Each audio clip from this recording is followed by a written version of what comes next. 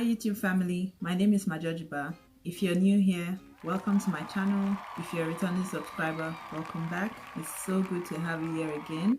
I hope everyone's having a good week so far, as always, and I hope you are not letting anyone dim your light. From the title of the video, I'm pretty sure you already have an idea of what I'm going to be talking about. And if you are watching this video, it only means one thing. You are interested in hearing what I have to say. We all must have had a piece of clothing which we really liked, but it ended up being unwearable sooner than we expected. In this video, I will be sharing my top 7 tips on how you can maintain your clothes a little bit better, thereby extending their lifespan.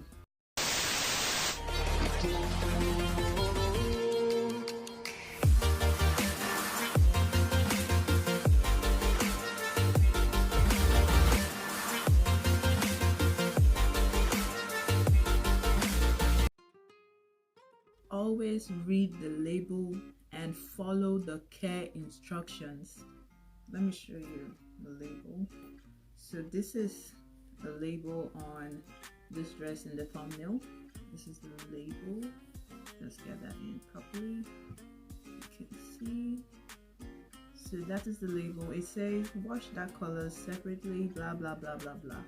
Okay, so for example, if the label on your clothing says hand wash only, please, hand wash only. Do not put it in the washing machine. Do not take it to the dry cleaners. And also, if the label on the clothing says dry clean only, make sure you are dry cleaning that clothing item exactly as specified.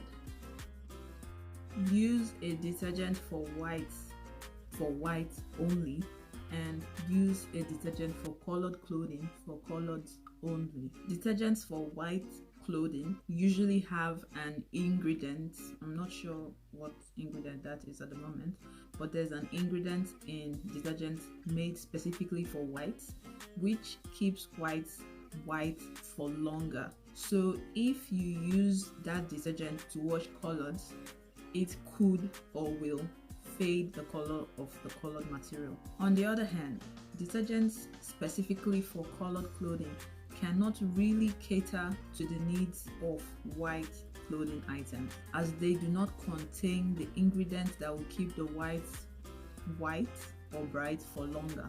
Correct me if I'm wrong in the comment section below. Another option would be to get a 2-in-1 detergent. So these kind of detergents cater to both whites and colors.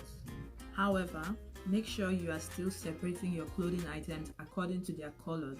So do not wash white with colors, because there's a tendency that some of the colors might bleed out into the white, and you wouldn't want your white lovely dress or shirt to start looking pinkish because you washed it with a red item.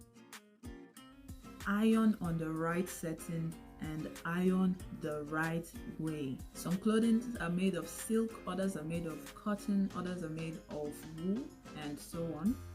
And all these different materials have different heat regulated settings on irons. So you need to make sure you are ironing a clothing item at the appropriate heat for that clothing. It is always a great idea to follow the manufacturer's care instructions on the label when it comes to ironing clothing. Some clothing items require ironing on the reverse side, so you would need to iron them on the bad face. This is the bad face of this one, and this is the good face. This one, I believe it doesn't even, okay, it just says cool iron on reverse. So other examples of clothing items that could require ironing on the reverse face could be some items made of lace, and also some clothing items that have prints at the front, like graphic prints or beads. So you would need to iron those ones on the reverse. Also, there are some clothing items that they categorically specify do not iron, so make sure you're following whatever care instruction has bin provided for that item when it comes to ironing. Also, let me just state this: never iron a clothing item on the maximum setting on the iron. There is no clothing that needs that amount of heat. Trust me. Read care instructions before buying a clothing item. Yeah, I know this one can be a hard one, but if you're able to spend a little bit more time while you're shopping for a clothing item, or while you're in the store just shopping, and read the care label provided by the manufacturer, that could actually save you a lot of stress in the long run. You know yourself. So if, for example, the care instruction on the clothing item says dry clean only, and you know that deep down you won't be able to do that, please don't buy it, because you end up ruining the material and having regrets. If a button or a stitch is loose, get a needle and a thread and sew it in properly, or if you can use a sewing machine, do that. Alternatively, if you do not know how to sew, you could ask a friend or a family member to help you sew in the button or the stitch. But as a last resort, if none of those will be possible, then you could take the clothing item to a tailor and the tailor would have it fixed for you. Do not buy clothing too tight. Buy them in your correct size.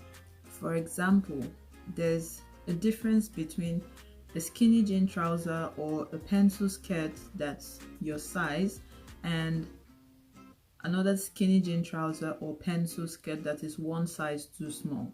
The former would still let you move around easily and go about your daily activities, whereas the latter could split or tear if you bend in a way that stresses the material or the thread too much.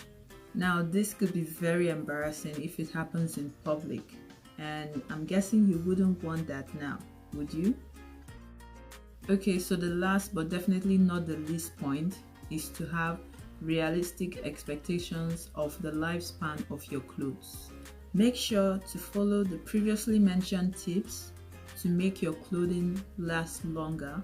However, that is just one side of the coin. The other side of the coin is, if you buy a clothing item which has poor stitching or is made of cheap fabric, you shouldn't expect it to last as long as another clothing item which is of a higher quality material and has very properly stitched threads. So it is important to adjust your expectations about the durability of your clothing accordingly. Okay fam, that's all for today. Remember to give this video a thumbs up and share it with anyone you believe needs to hear this or know this. Please subscribe to my channel if you haven't done so already. Just subscribe down there, and also turn on the bell notification just beside the subscribe button so that you get notified whenever I post a new video. See you next time, but till then, stay blessed and remember, God loves you. Bye.